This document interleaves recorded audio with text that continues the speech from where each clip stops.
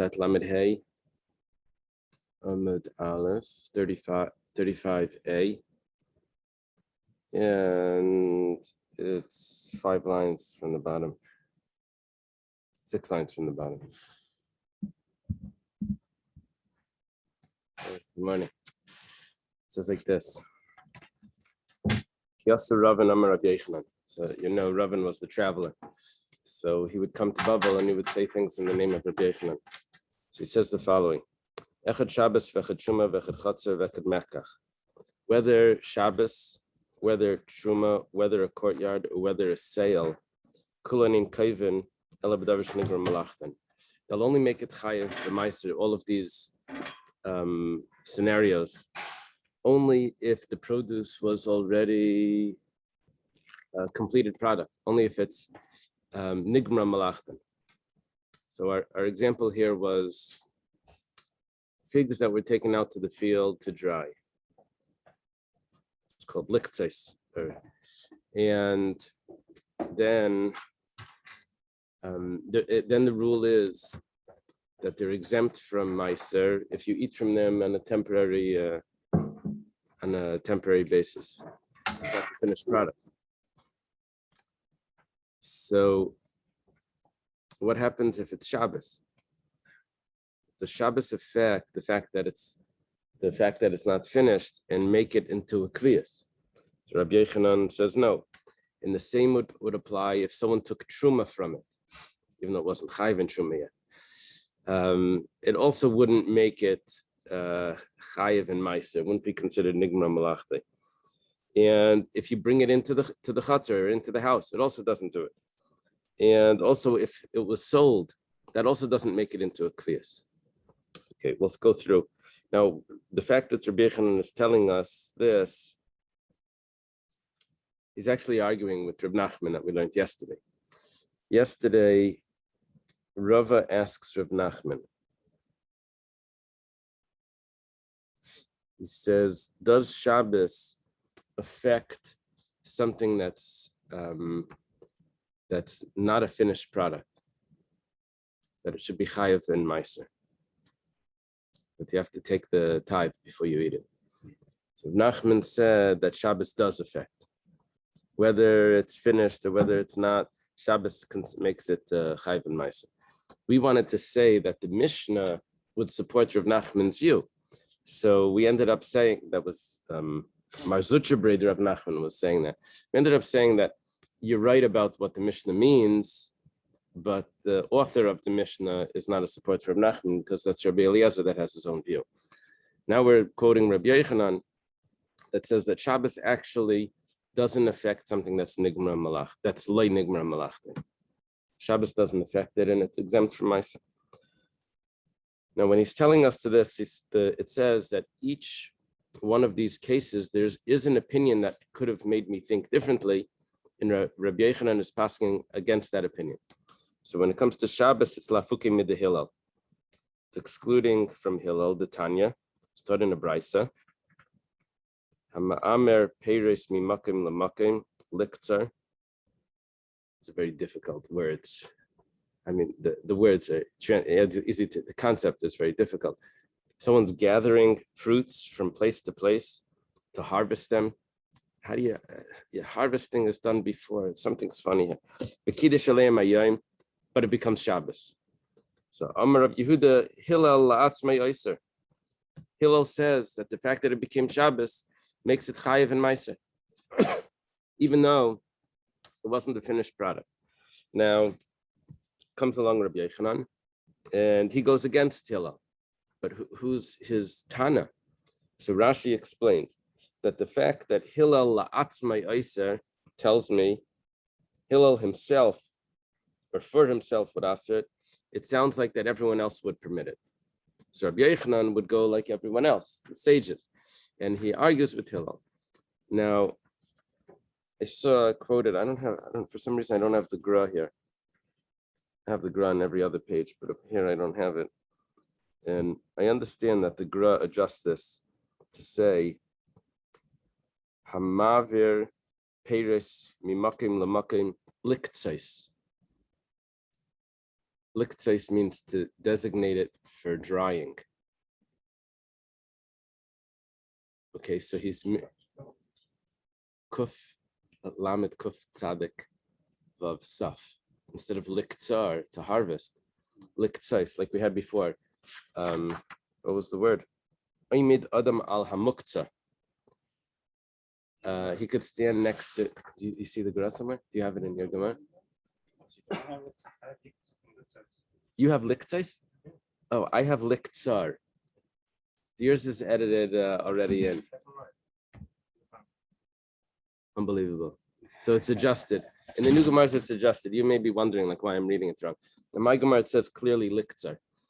And liktzer to harvest. I mean, how do you move it before you're harvested, right? It doesn't make sense. So, but that helps. That shot helps, yeah. Okay.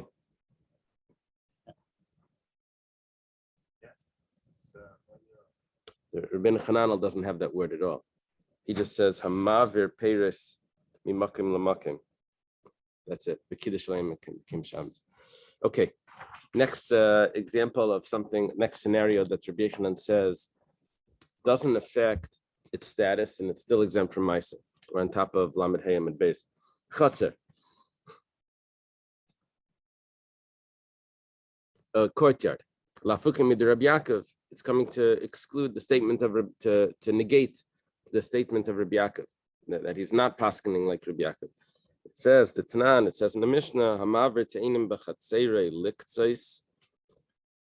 If someone brings figs into his courtyard so that they should dry,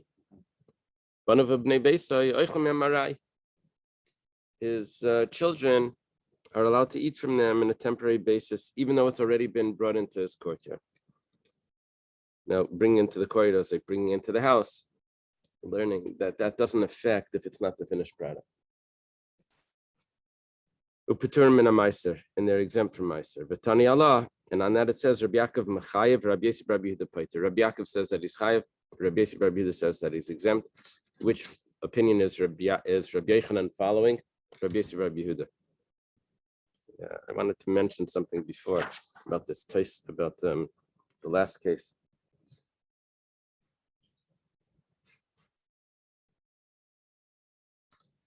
The Gemara, you see the bottom thesis? The Gemara was saying that Rabbi Asrib Nachman, would Shabbos affect the status of produce that wasn't finished? Rav Nachman says yes.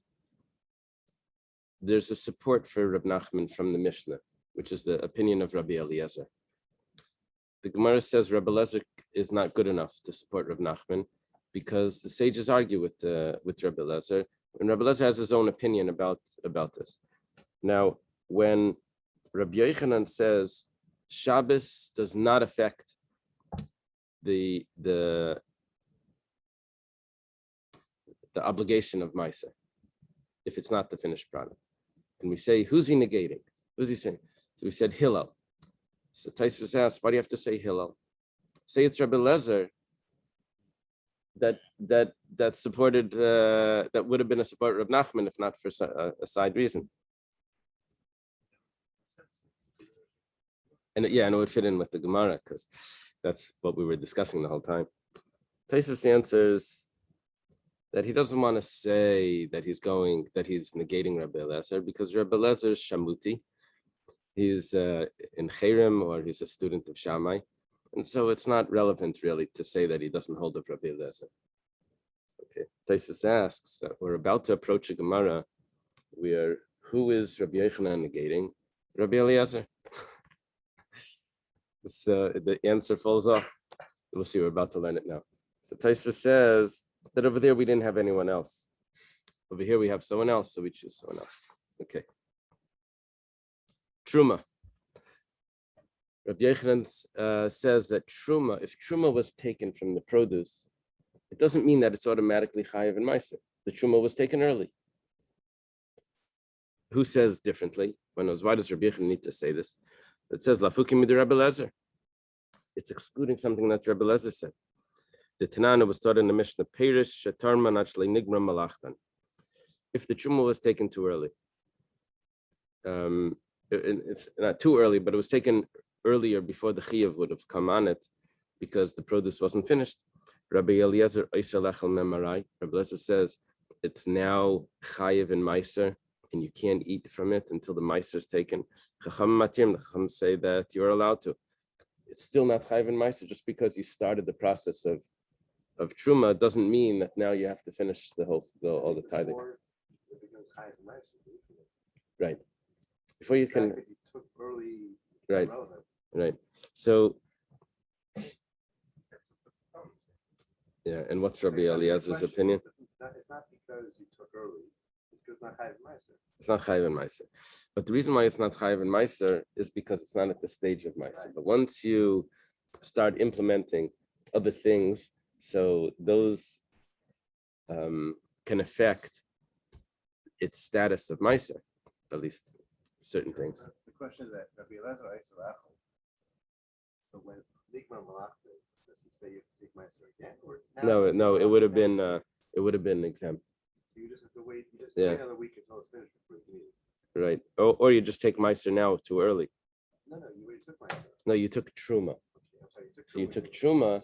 So once you started this, you took Truma. Truma goes to the Kayan, the Meiser goes to the Levi. You have to finish the process. Yeah. The Truma and Meiser are not donated at the same time? They have a slightly different stage. The Truma is given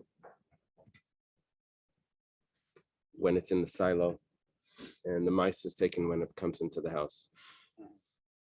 Yeah. Okay. Mekach. What about a sale? So Rabbi Yochanan says over here also that a sale is not going to change its status. Kid Tanya. Do you have Kid Tanya? Kid Tanan, but it says Kid Tanya on the side. Someone buys figs from a Amaretz. Amaretz is someone that's we don't know if he really takes all the Meiser. We don't. Could be he does, could be not. So to be cautious, we have to take Meiser again. It's called the Mai.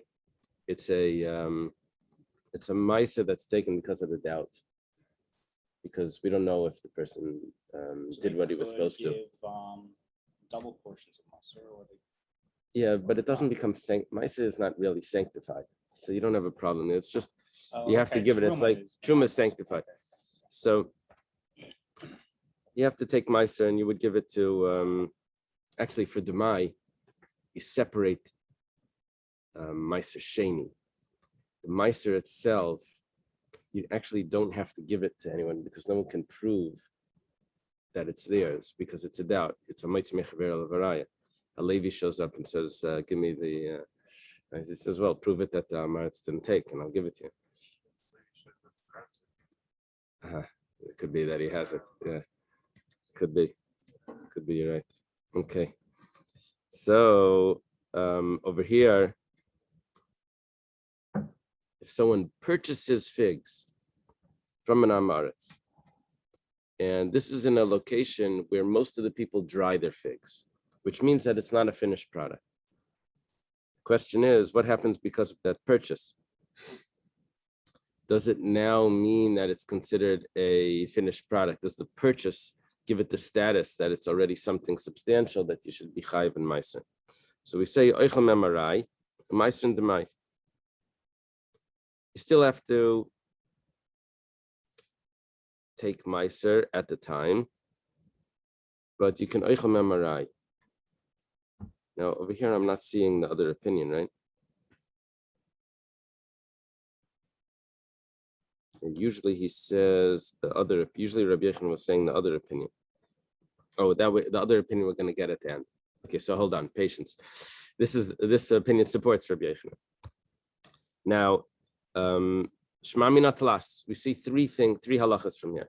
Shema mina mekach eina kevasel b'davar shnigma malachta. We see that just because it was purchased, that doesn't mean that it's chayiv and meiser, that you have to take the tithe before you can eat it. You can still eat it. Shema mina roiv hamiaretz masrim him. let's do the next one and then we'll do the two together. We see two things now.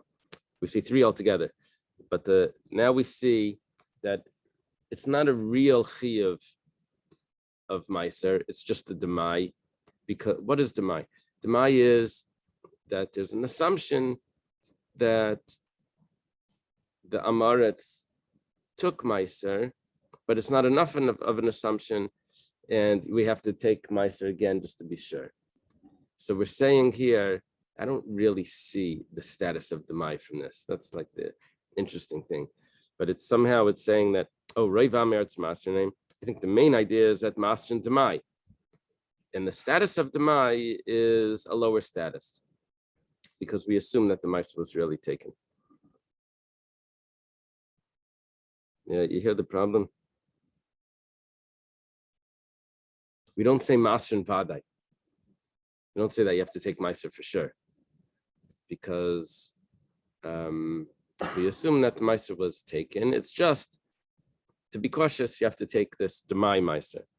Now, the interesting thing is that you have to take demai meiser even from produce from an amaretz that didn't reach the time for actual meiser.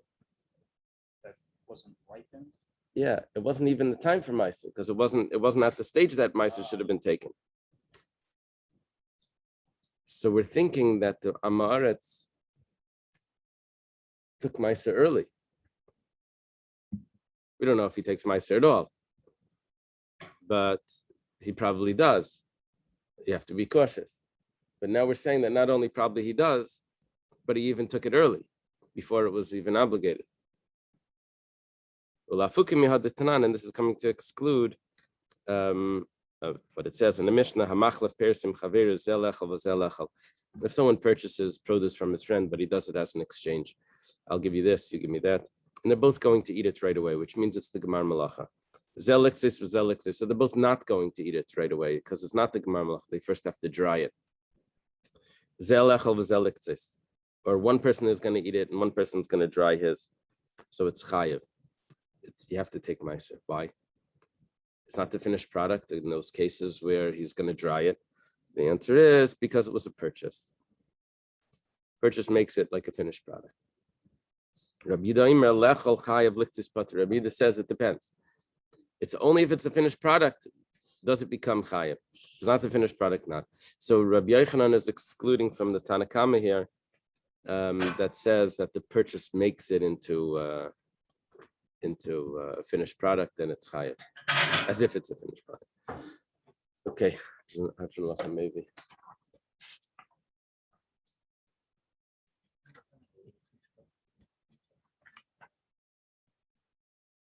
The idea that taking meiser is so well known, that at least some want to take it, but the next step, what comes after meiser is not well known. So, Yeah, so it's assumed that the truma was taken. Question is meiser. So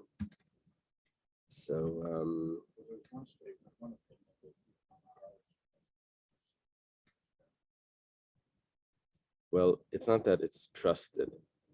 It's roiv. It's roiv. It probably happened. And that's therefore the status of demai is a lower status because most people have taken it. And you have to take it just to be sure. We don't know. So it becomes, it's a lower status of meiser. Okay.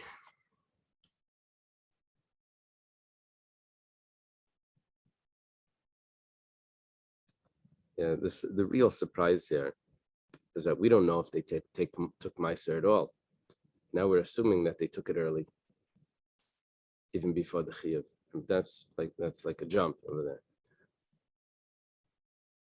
Okay. The new parak.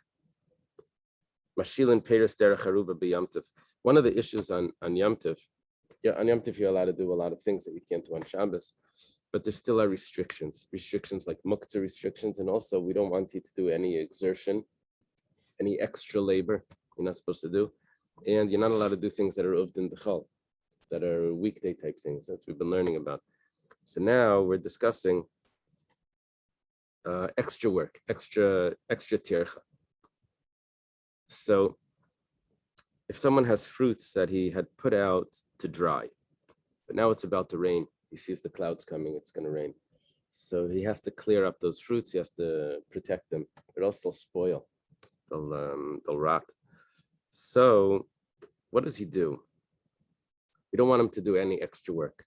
So if they're on his roof, the Mishnah says that you can lower them through an aruba. Aruba is a skylight, right? You lower it through a skylight on Yom Tov, Avalei b'Shabbos, but you can't do this on Shabbos. Okay. It doesn't even explain what's the issue on Shabbos more than on Yom Tov. It's the same issue the whole time.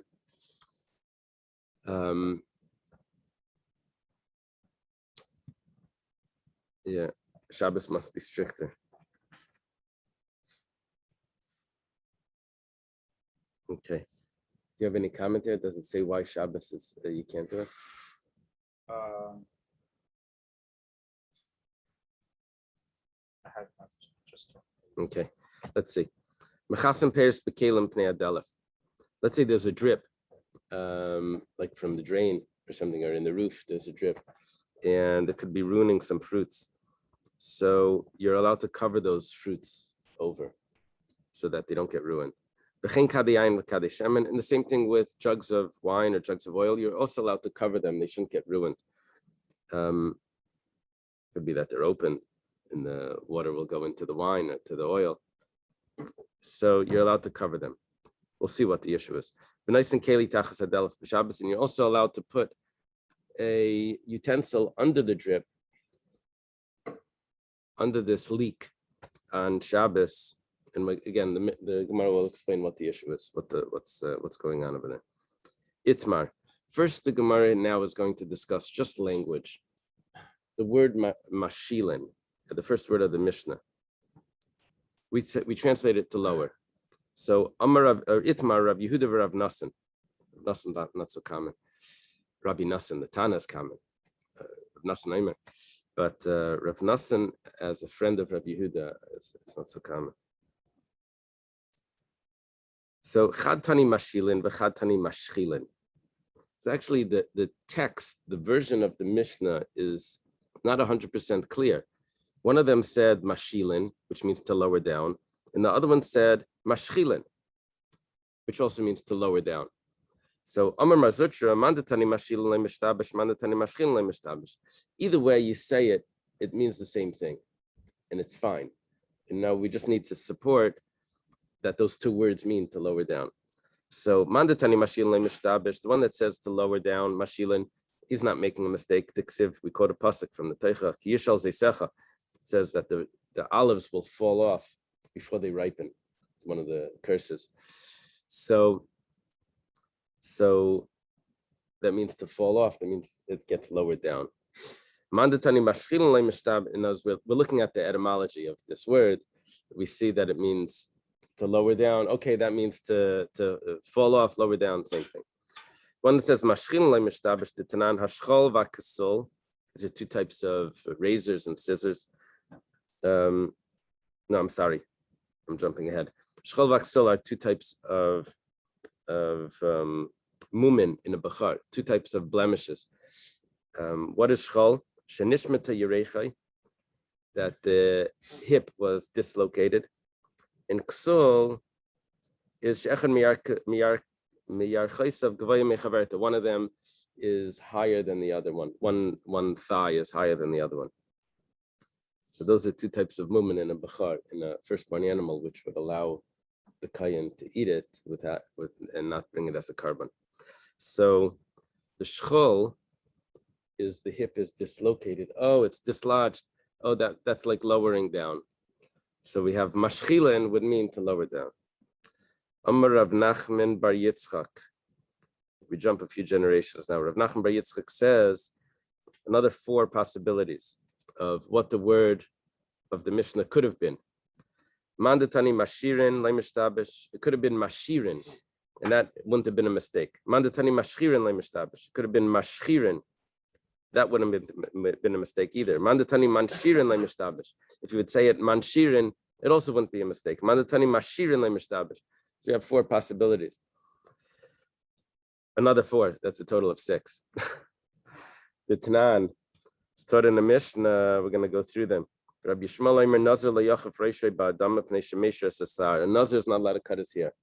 It says he shouldn't wash his hair with adama, gleisha. Sounds like some sort of dirt, and because that could remove the hair. So you're not allowed to cut the hair. You shouldn't be using a shampoo that causes the hair to fall out. So mashir means to cause it to fall out. So that could have been mashirin peiros. That could have mean to lower down the fruits. You're only allowed to lower down the fruits into the roof. You're protecting them from the rain. You're only allowed to lower them down. So we're looking for a word that means lower down. This could have been the word. Mandatani mashchirin le mishtabish, mashchirin. That also would have been correct. Titanan hashachar v'azug shel saparim alf bishnechliku tmeim. This is the razors. Shachar is a razor, and a zug shel saparim is a pair of razors, which is a scissors. Right, the two. So it says over there, even if they're taken apart, they're still tummy. Why are they tummy? It's a broken keli, because they could be used separately. I've seen scissors that they actually come out. You turn them and then they come out. They don't sell that for the kids, but there are scissors that and it's still a keli even if it's taken apart, because you can use it as a razor to, I don't know, a file opener or whatever. It's still useful. So you would use a razor though on Yom Tov or something? No, what it means is that over here we're saying that something that's a keli is susceptible to tumah. We're just quoting a Mishnah from Masechtas Kelim, and what we're looking for is not Hilchas Tumah. We're looking for the word hashachar, which means a razor which causes the hair to fall, which means that the word shachar means something that makes things fall. So mashchilin would have meant that you lower the fruits through the roof. Oh. Yeah. Mandatani manshirin le mishtabish. The one that says mashirin is not making a mistake. Someone that his clothing got soaked in water. You're allowed to walk with them on Shabbos, and it's not a problem, even though there's a possibility that it looks like you just did laundry while you're wearing the clothing. So, but what's the term for the clothing getting wet is nashru, which could have meant that the clothing fell into water, or maybe that's what it means. So therefore, to fall, that means to lower. So it could have said manshirin peiros derech haruba, which would mean that you're allowed to lower the fruits, just like the clothing falls in the water. Inami, or else we have another source for that. Mihad Tanan, because there's another Mishnah, Ezel leket hanesha b'shas ktsira. What's considered leket that needs to be left for the poor? That's when, while you're harvesting, some stalks fall down, 1 or 2 stalks, you have to leave them. So the word for falling down is hanesha. So neisher is to fall down. That would mean lower down. Why do we need another source for this? So Tosfos says that mishenashru kelev b'mayim, we translate it as his clothing fell into water while he's wearing them. Tosfos says that that's not necessarily the word. Nashru does not necessarily mean to fall. It could mean shara, to soak.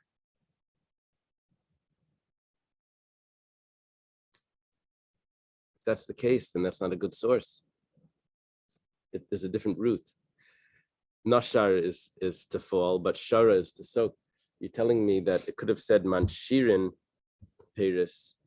That would not mean to fall if it has a different source. So we bring an inami for that. Sometimes it doesn't say exactly like that. He's just translating it, but that would explain the inami. Okay. Tanan. Now we have to go back after we did the language thing. Now we have to go back and discuss what's the story over here and how does this work. It says Mashilin Peres Terach Haruba B'Yamtiv Ad Kama. So what's our issue? We don't want you to do to exert yourself on Yom Tov, to overexert yourself. So it says you're allowed to lower the fruits through the roof. We're going to learn that you're not allowed to lift them up, or you're not allowed to carry them down. You're only allowed to like lower them down into the house to protect them from the rain. That's a very small action, to lower them down. To lift them up and to move them through something else, that's more exertion. You're not allowed to do that. So now the Gemara says ad kama, but how much fruit makes a big difference. If it's truckloads of fruits is also exertion. So what's the limit? Amar Rab Zeir, Amar Rabasi. Rab Zeir says in the name of Rabasi. Varmila, and there are those that said Amar Rabasi, Amar Rabbi Yechanan, that it was Rabasi that said it in the name of Rabbi Yechanan. Ka'isa Sheshaninu. It's actually interesting because we have a similar Mishnah to the Mishnah in this parak. We have a similar Mishnah in Masechta Shabbos. Over there, it's talking about if you have a storage house that you need the space for either guests, or you need the space for the yeshiva. They don't have where to sit, and there's a big crowd. So it says that mefanen arba v'chamish kupas shel teven v'shel tvua mepnei orchim mepnei bittul beish medrash. You're allowed to move 4 or 5 baskets of grain or straw because you need the space for guests, or because you need space for the students to sit. So I have a source that tells me clearly how much I'm allowed to move, 4 or 5 baskets. So very good. So what it says over there in Masechta Shabbos, the name of Perek Mefanen, that you're allowed to remove, to clear away 4 or 5 baskets that will fit with what we're learning here, that you're allowed to clear away 4 or 5 baskets from the roof. You're allowed to lower it down.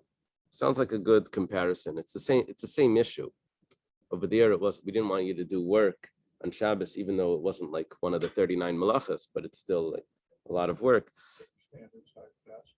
Yeah, I guess it's standard size. What else? Yeah. How big is a piece of string? Right. Vidilma, the Gemara says, now what we're going to do now is the Gemara is going to challenge the comparison in many different ways. It's a very interesting piece. It says, Vidilma Shani Hasim de Kabitul Beis Medrash. Maybe over there you can do 4 or 5 because, well, it doesn't discuss the Achnas Sarchim, but over there the students need a place to sit to study. So that's an extra reason why we should be lenient. Over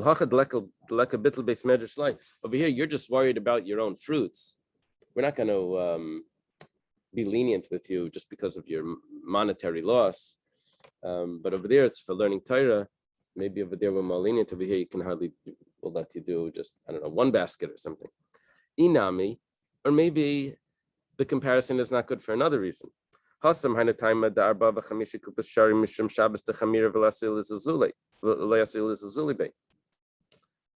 everyone knows is Shabbos. So no one's gonna like start driving on Shabbos because we allowed you to move 4 or 5 baskets. However, Aval Yom Tov to kill Vasil is Zulibei klal klalai. But on Yom Tov, people don't really know exactly what's you're allowed to do and you're not allowed to do. People take it lighter. Oh, on Yom Tov, you're allowed to do this. I'm also allowed to do everything else. It's just Yom Tov, So they think everything is mutter on Yom Tov. We allow you to move baskets. They'll take it to who knows where. So maybe on Yom Tov, you can't do anything. That's the problem with the words klal klala. You can't do anything. Of course, you can do something. The Mishnah says you can do something. Klal klala must mean that you can't do any large amount. That's otherwise it's just contradicted the Mishnah. Inami or liidachki. So we could say it the other way. Over there's no loss of money. So that's why you're only allowed to do 4 or 5. But the Torah is very concerned about your money. Maybe you can do even more. It's also a logic. We see in a lot of halachas that if there's a monetary loss, then the strictness gets relaxed, and we have certain leniencies because of that. So we're going back and forth. That how do you know this is a comparison? We're pulling it both ways. Maybe Shabbos should be. Maybe Shabbos is more strict. Maybe Shabbos is more lenient, and which is going to leave us with we don't know if the numbers lower, the numbers higher. Okay. We have another question. First question was how much, right? How much are you allowed to do? Hasam Tanan, over there it says, you can't clear away the Eitzer. V'amar Shmuel, my Avalayas Eitzer. What does it mean? The Eitzer is a storage area. You see, the 4 or 5 baskets that you're allowed to remove was saying that you're allowed to remove the 4 or 5 baskets, but you can't clear away that the floor should be clean. Why? If you're going to remove all the produce from a storage area, you're going to take a look at the floor. It was a dirt floor. So you're going to say, this is not level. Let me just kick this over and straighten out the floor. So we don't want you to clear away a storage area all the way to the floor, because there's a concern you may start leveling the floor. So hachamai, what about by us when we're clearing away from the roof the fruits? Are you allowed to clear all the way till the bottom? If you're going to clear away everything, are you allowed to do that? On Shabbos, you wouldn't be allowed to. What about here when you're clearing away because it's about to rain and you don't want the fruits to get wet? Over there, maybe Shabbos is more strict. Aval Yom Tov to kill Shafardami, but maybe we're not so strict on Yom Tov. You're allowed to clear away everything.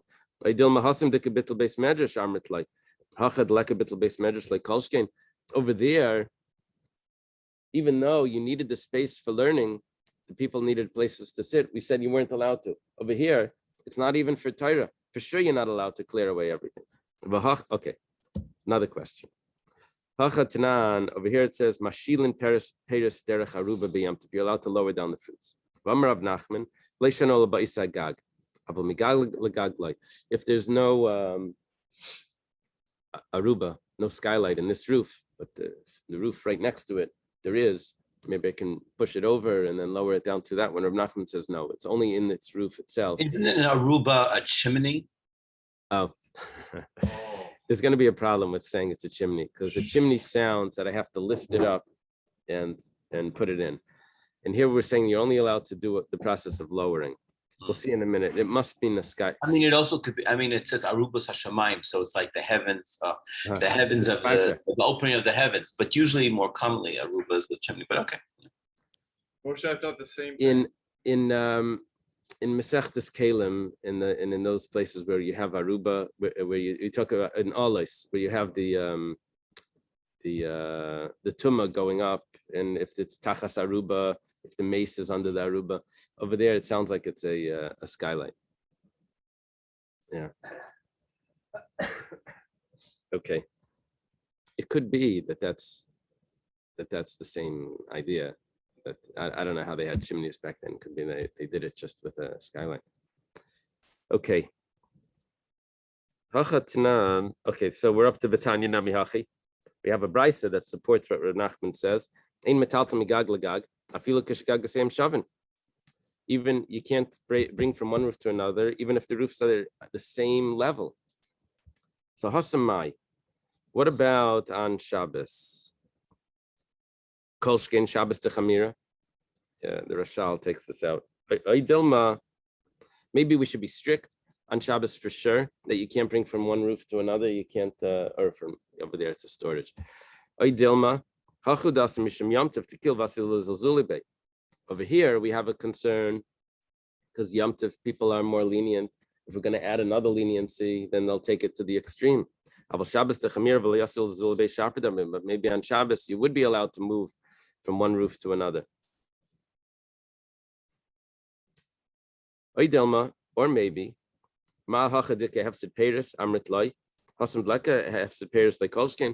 over there was no loss.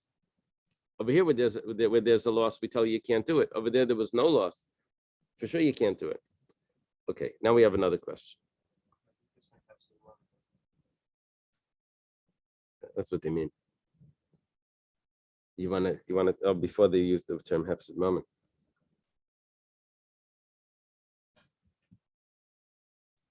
maybe they want to include the Baltashkas issue. I don't know. Yeah, Levi's asking that the language just switched from Hefsid Mammon to Hefsid Paris. Okay, Hacha Tanan. Over here it says, or Tanya, Lo Yishalshlim Bechevel, Bachalenis. You can't lower them down in a rope through a window. Sometimes the roofs are not equal or something, and it's on one level. I have to lift it up and put it through a window to get it into the house. So, but I'm lifting it up. I also can't lower it down a ladder. If I have to climb down a ladder, or even if it's a ramp, the same thing would apply. Then I'm carrying it down. It's different than just lowering it down. Hasamai, yeah. This directly contradicts with Tell me. the second line.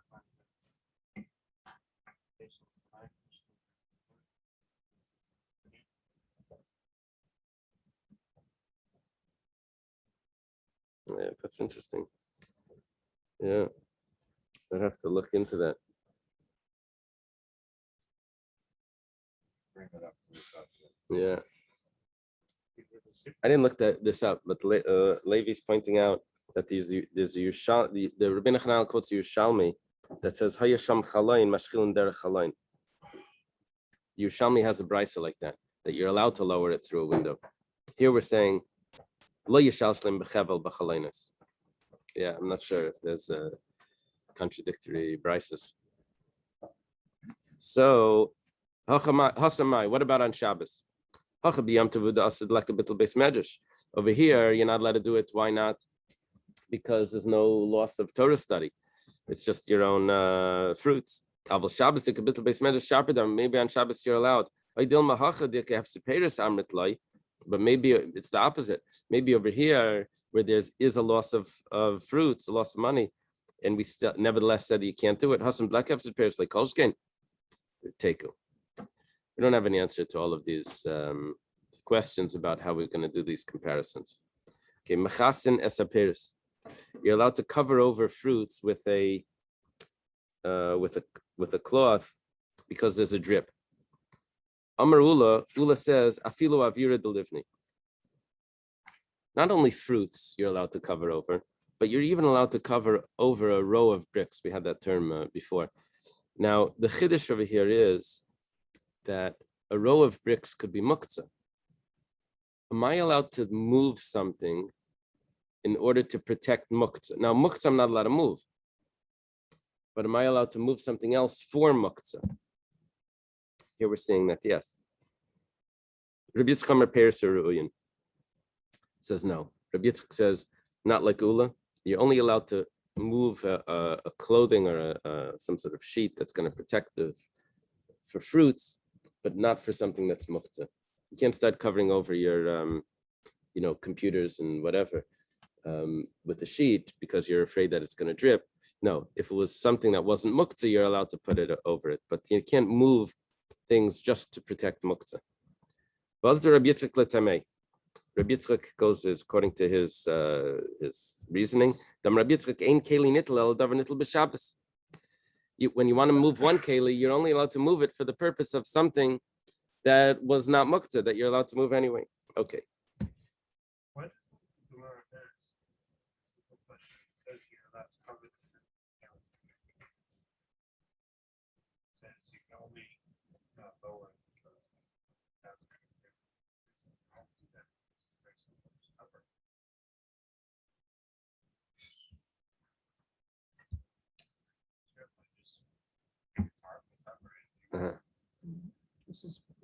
It's saying that this is for the drip, right? Yeah. So it's different if it's outside on top of the roof. Yeah. Here, the drip sounds like it's inside the house. The roof, no. It's probably like you sort of had to be there to recognize that when you spread out fruits, you're spreading them out thin over a large area. We're thinking like, oh, we'll just go to Home Depot and get a tarp. Yeah. No, a piece of cloth takes a year to make. It was a big deal to make cloth. I mean, whatever. But you'd give me cotton. It would take me a year to turn it into a handkerchief. But it was a big deal. They didn't have a cloth that could cover all of that. You have a cloth that could cover your basket in the house. Over there, I can't pile it up to dry it. I would have to spread it to dry it. Right? It has to be, I think it's just a much larger area. That's why it wasn't suggested to cover it. The suggestion was lower it in, push them down through the skylight. Okay, Tanan, I'm saying I think it's a technical answer. That Mechasin as a peris bekalim, you can cover the fruits. We're looking to support either Rabbi Yitzchak or Ula.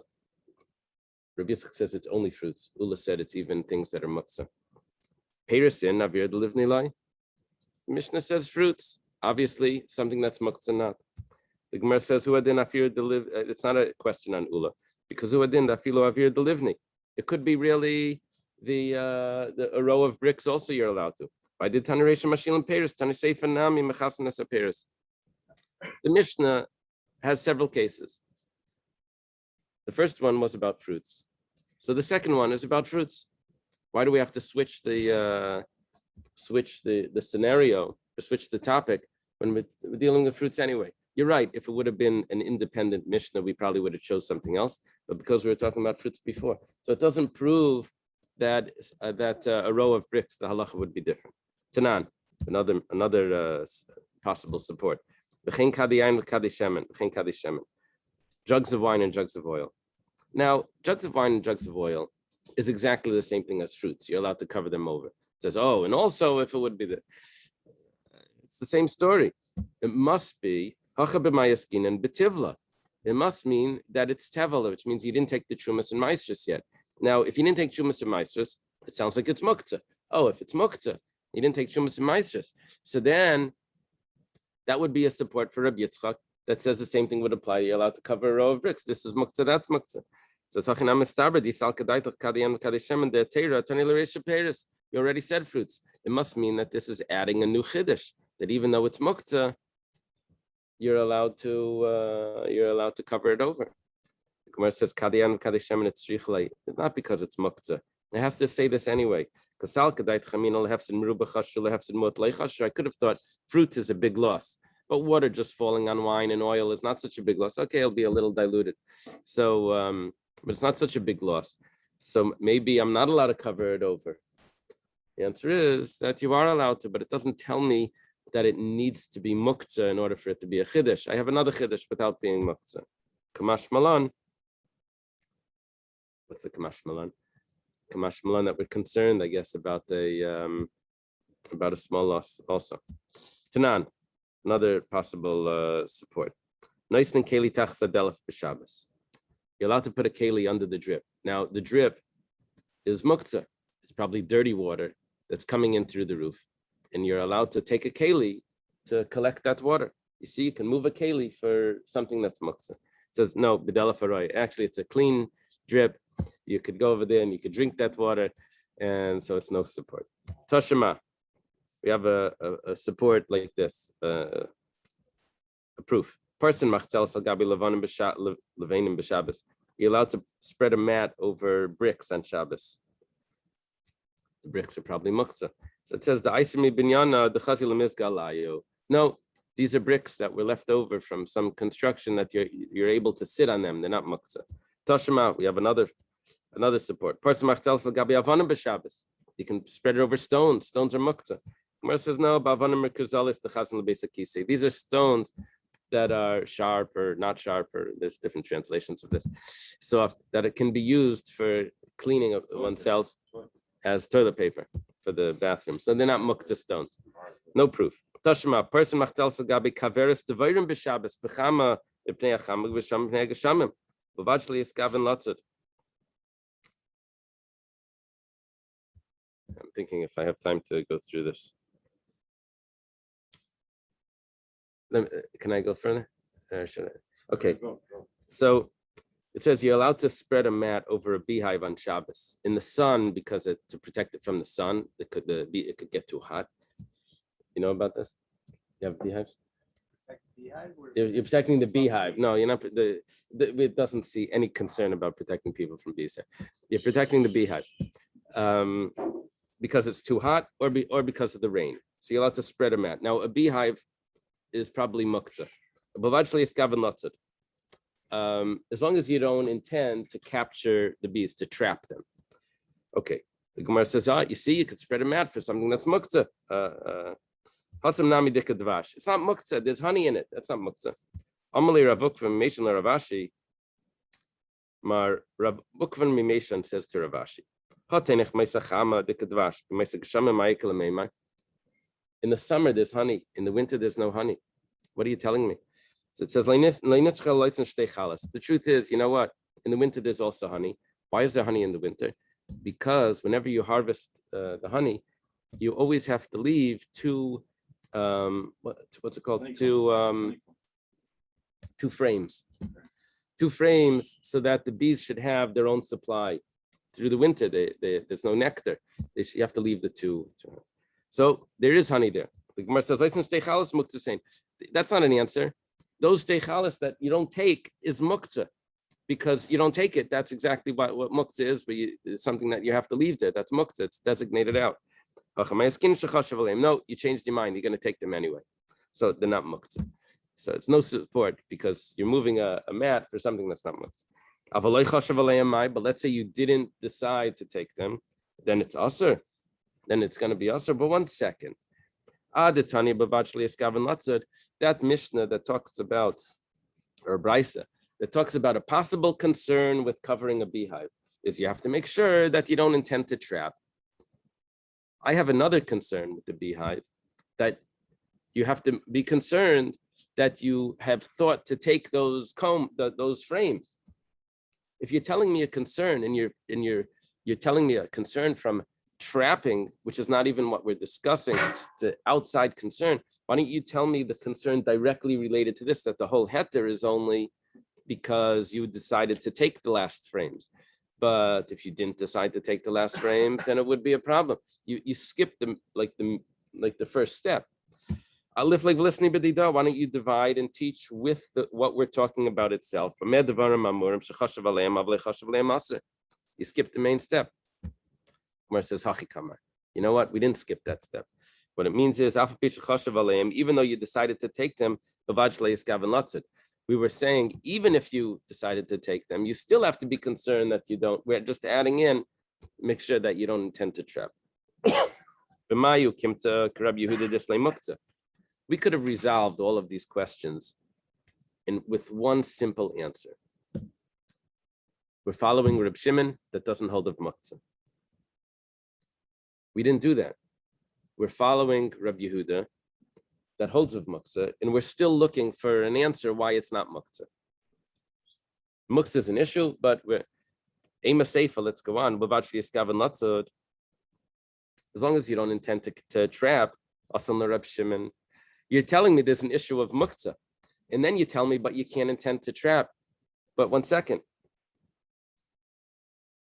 Reb Shimon is the one that says that I'm allowed to do a malacha, I'm allowed to trap, as long as I didn't intend to trap. It's called the davar she'eino miskaven. Reb Yehuda holds I'm not allowed to do this. So if you're telling me that it's Reb Yehuda, and then you throw in the opinion of Reb Shimon that you're inconsistent, davar she'eino miskaven mutter. If you're trapping but you don't intend to trap, that's only Reb Shimon would allow. Reb Yehuda wouldn't allow it. So you're telling me, oh, it's not muktzah because of this, but you're allowed to do it because of Reb Shimon. You're following Reb Yehuda. So the Gemara says Reb Shimon would allow it. But Tisbra de Reb Shimon, you think it's really Reb Shimon really would allow it? Reb Shimon holds that if it's a psik reisha, you can't tell me that you're allowed to cut off the head of a chicken because your child wants to play with the head. I didn't intend to kill it. It happened to die. What do you know? So we say no. Even though you didn't intend to kill, it's called a psik reisha v'layamas. Can you cut off the head and it's not going to die? It's 100% that's going to happen. You can't say that wasn't my intention. So therefore, over here, if you're covering the beehive with a mat, of course it's going to trap the bees. The Gemara says, we're talking about that it's the opinion of Rabbi Yehuda. and it's not 100% that it's going to trap. Why? Because there are windows. Don't say that. Don't read it like this. We're following Rabbi Yehuda. Don't say that you, as long as you don't intend to trap. Rather, you should say that you shouldn't turn it into a trap. You shouldn't close all those windows. That's what you're not allowed to do. Gemara says pshita. You have to tell me that you're not allowed to do a malacha. You're not allowed to trap. It says, well, 1 second. I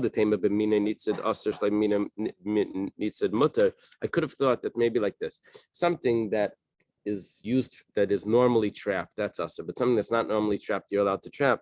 Kamash Malan comes to tell me, now here it's unclear, that bees are also trapped, possibly Kamash Malan, or it's coming to tell me that even things that aren't trapped are also usher. Okay. Does it say we're talking about summer and winter? It doesn't say summer and winter. It says it says in the sun because of the sun, in the rain because of the rain. You didn't tell me a season. You just told me the weather. I'm not telling you the season. So we're talking about that it's the days of Nisan and Tishrei, where there is sun, there's rain, and there's also honey. So you don't tell me that there's no honey here. You have to talk about those two frames. It's actually not muktzah because there's honey there, and we're talking about that it's in the spring or the fall where there's honey. Okay. Excellent job. Yeah, thank you. Day. Thank you.